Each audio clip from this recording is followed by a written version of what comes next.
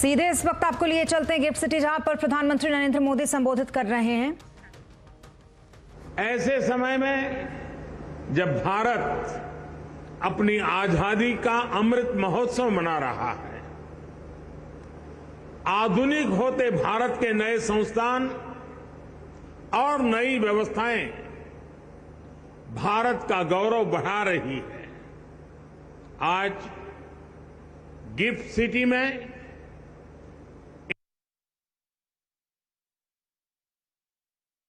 Authority IFSCA headquarters building का शिलान्यास किया गया है।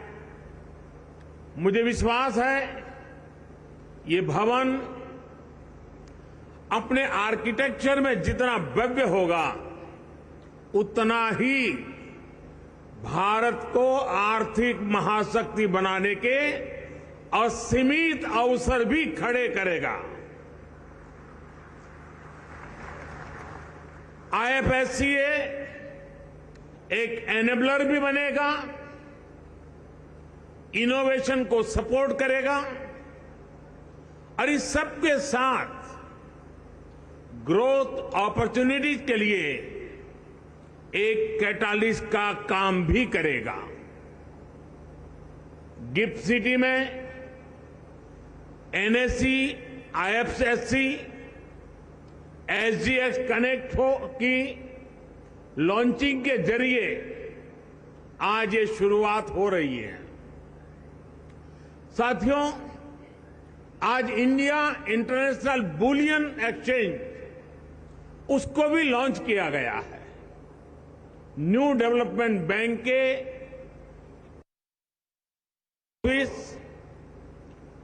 3 फॉरेन बैंक्स और 4 international trade financing service platform, इन सब के साथ अनेक महत्वपूर्ण पड़ावों को आज हमने पार किया है।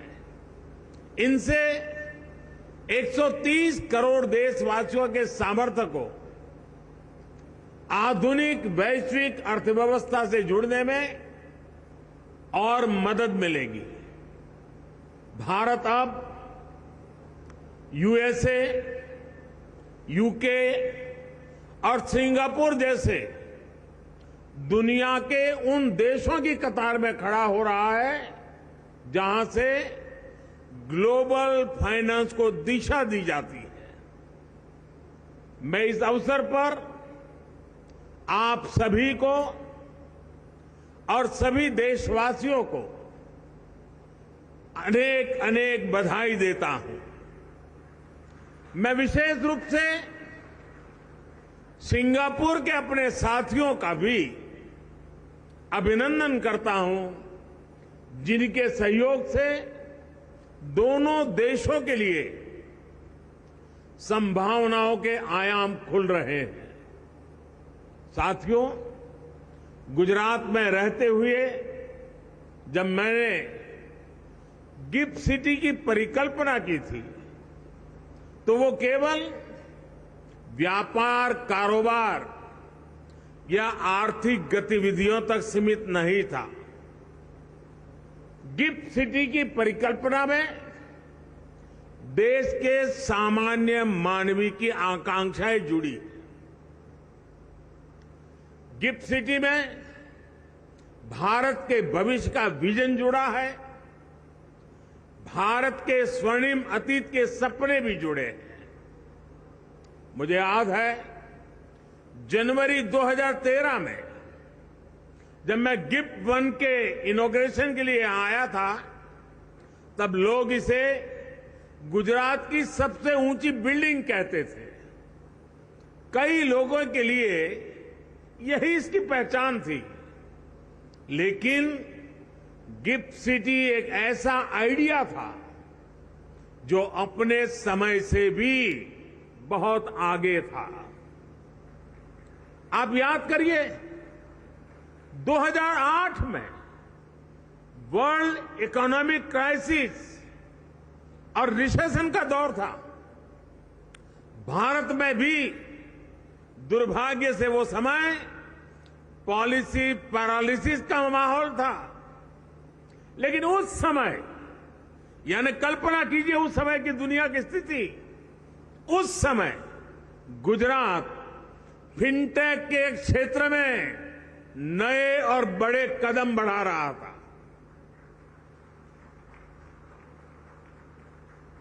मुझे खुशी है कि वो आइडिया आज इतना आगे बढ़ चुका है। गिफ्ट सिटी कॉमर्स और टेक्नोलॉजी के हब के रूप में अपनी मजबूत पहचान बना रहा है। गिफ्ट सिटी वेल्थ और विजडम दोनों को सेलिब्रेट करता है। मुझे ये देखकर भी अच्छा लगता है कि गिफ्ट सिटी के जरिए भारत विश्व स्तर पर सर्विस सेक्टर में मजबूत दावेदारी के साथ आगे बढ़ रहा है। साथियों, गिफ्ट सिटी एक और खास बात यह है कि ये ट्राई सिटी अप्रोच का प्रमुख स्तंभ है।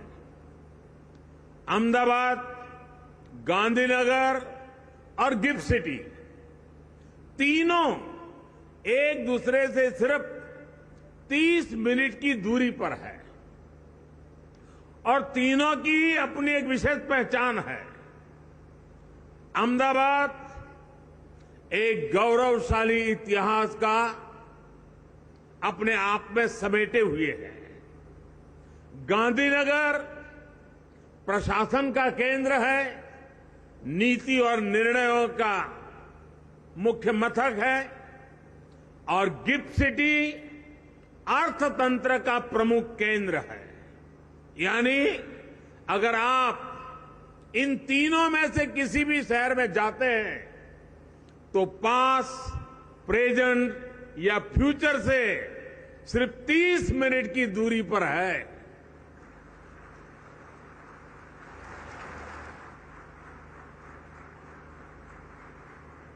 साथियों, गिफ्ट सिटी से जुड़े initiatives ease of doing business और ईज ऑफ लिविंग की दिशा में हमारे प्रयासों का हिस्सा भी है।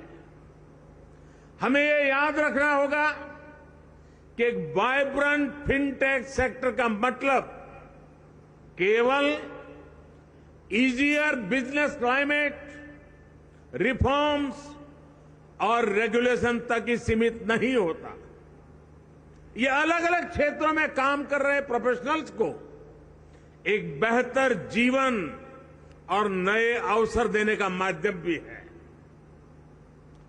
गिफ्ट सिटी एक ऐसी जगह बन रहा है जहां से नए नए आइडियाज निकल रहे हैं, वेल्थ क्रिएशन हो रहा है और दुनिया के सबसे बेहतर माइंड्स आकर यहां सीख रहे हैं, ग्रो कर रहे हैं। यानी गिफ्ट सिटी एक तरह से भारत के पुराने आर्थिक गौरव को प्राप्त करने का भी एक माध्यम बन रहा है।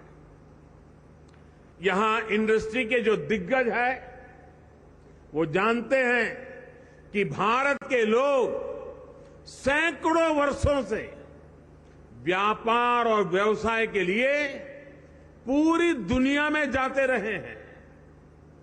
दुनिया का ऐसा शायद ही कोई हिस्सा हो जहां भारतीय पहुंचे न हो। भारतीय व्यापारी इनोवेटिव फाइनेंसिंग टेक्निक्स उसका भी इस्तेमाल करते थे। मैं जिस जगह से आता हूं, मेरा जो जन्म स्थान है वडनगर, वहां खुदाई चल रही है और वहां भी खुदाई में प्राचीन काल के सिक्के मिल रहे हैं। ये इस बात का सबूत है कि हमारी व्यापारिक व्यवस्था और संबंध कितने व्यापक थे। लेकिन आजादी के बाद हम खुद ही अपनी विरासत को अपनी इस ताकत को पहचानने से कतराने लग गए। संभवतः ये गुलामी और कमजोर आत्मविश्वास का असर था कि हमने अपने व्यावसायिक, सांस्कृतिक और दूसरे संबंधों को जितना हो सका सीमित कर दिया। लेकिन अब नया भारत इस पुरानी सोच को भी बदल रहा है। आज इंटीग्रेशन हमारे लिए सबसे बड़ा महत्वपूर्ण एजेंडा है। एक ग्लोबल मार्केट के साथ, ग्लोबल सप्लाई चेन्स के साथ तेजी से इंटीग्रेट कर रहे हैं और गिफ्ट सिटी भारत के साथ साथ ग्लोबल अपॉर्चुनिटी से जुड़ने का एक महत्वपूर्ण गेटवे है।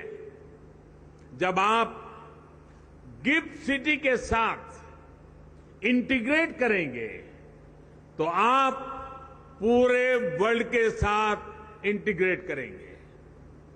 साथियों, आज भारत दुनिया की सबसे बड़ी इकोनॉमीज में से एक है। इसलिए भविष्य में जब हमारी इकोनॉमी आज से भी कहीं ज्यादा बड़ी होगी, हमें उसके लिए अभी से तैयार होना होगा और बड़ा होना तय है।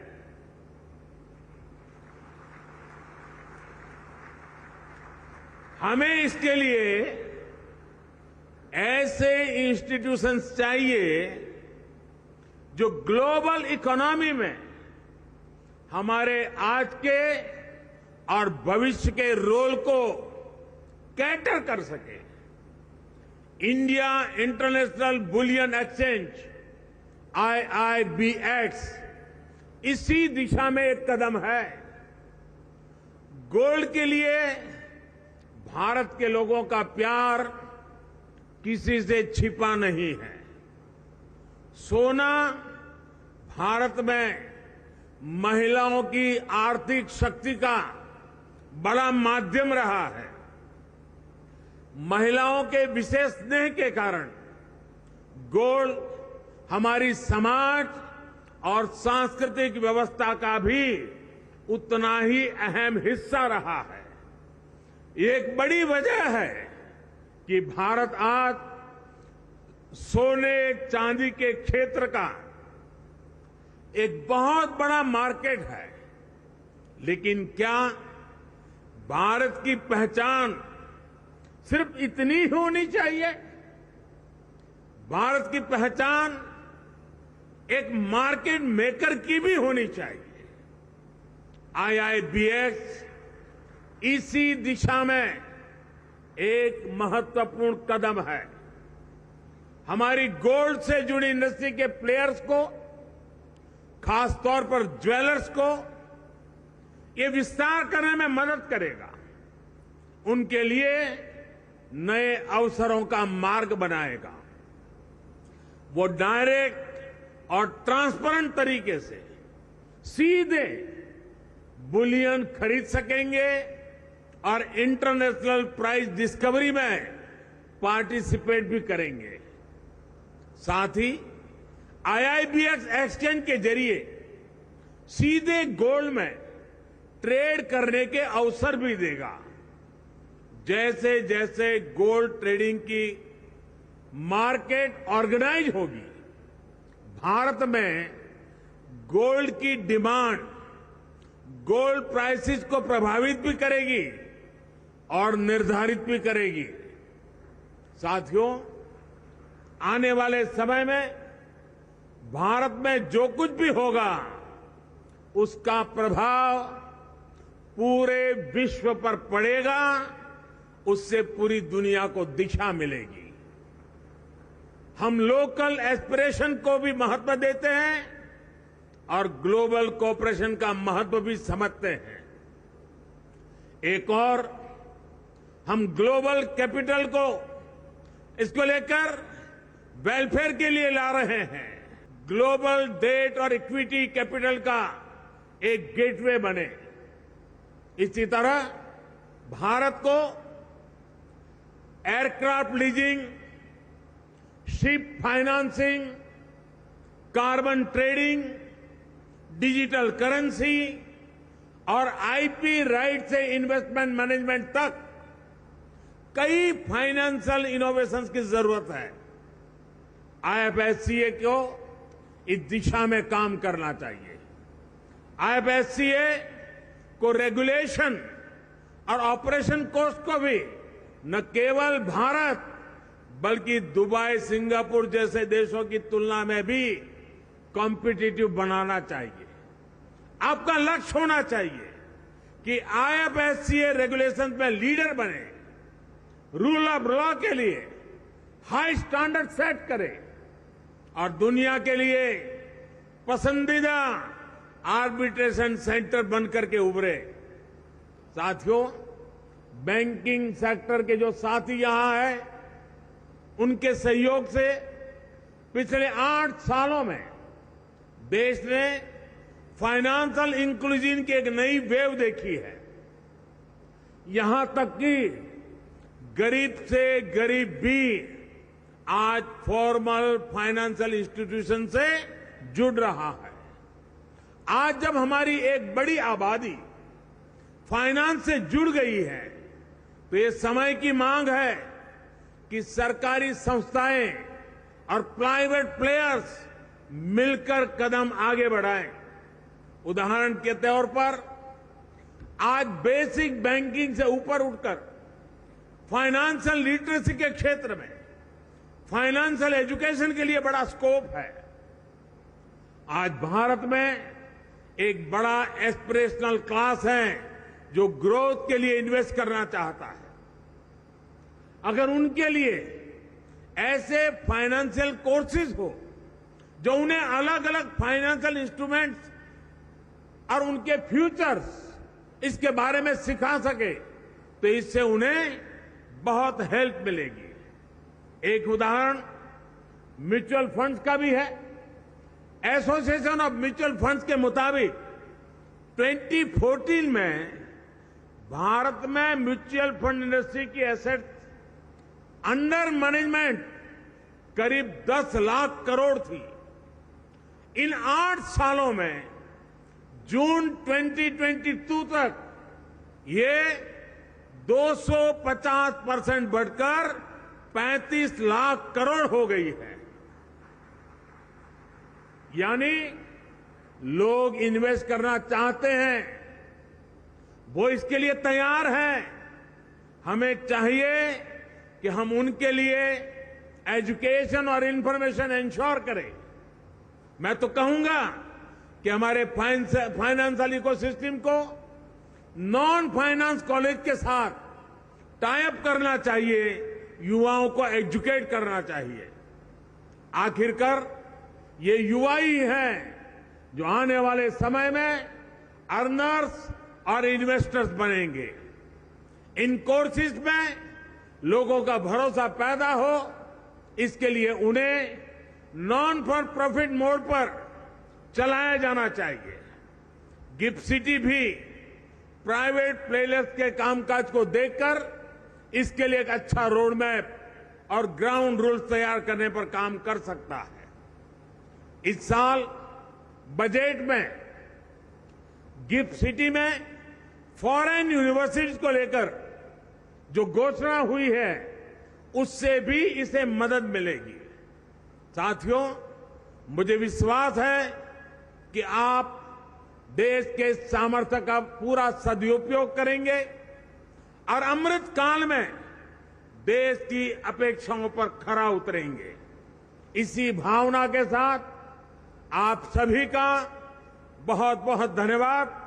मैं गुजरात सरकार का भी धन्यवाद करूंगा कि गिफ्ट सिटी के इतने बड़े मिशन में गुजरात सरकार की नीतियां बहुत ही पूरक और पोषक बन रही है और इसके लिए भी मैं गुजरात सरकार के सभी इनिशिएटिव्स को उसकी सराहना करता हूं। गुजरात के मुख्यमंत्री जी का अभिनंदन करता हूं। यहां मैं देख रहा हूं जेम्स और ज्वेलरी की दुनिया के लोग भी बड़ी मात्रा में नजर आ रहे हैं। मुझे पूरा विश्वास है कि इस अवसर को वो भली भांति समझते हैं। उनके लिए कितना बड़ा अवसर पैदा हुआ है उसका अंदाज उनको भली भांति आता है और उसका लाभ वे बहुत भरपूर उठाएंगे। इस विश्वास के साथ मैं फिर एक बार आपको बहुत बहुत धन्यवाद देता हूं, बहुत बहुत शुभकामनाएं देता हूं। धन्यवाद।